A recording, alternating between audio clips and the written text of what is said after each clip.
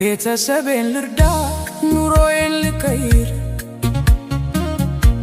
ብሎ ተሰደደ ወጣት ከእናት አገር።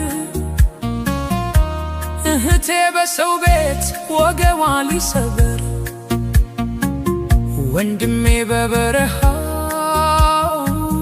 ጉልበቱ ሲደፈር፣ ሲመሽ ሲነጋ ሲደክሙ ሲለፉ ለራሳቸው ሳይሆን ለሰው ተረፉ። ዋይ አይ ስደት፣ ዋይ ስደት፣ ይሄ ምን ይባላል? ወጣትነትን ቆርጥሞ ይበላል።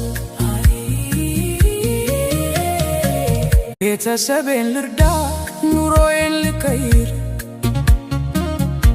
ብሎ ተሰደደ ወጣት ከእናት አገር። እህቴ በሰው ቤት ወገቧን ሊሰበር፣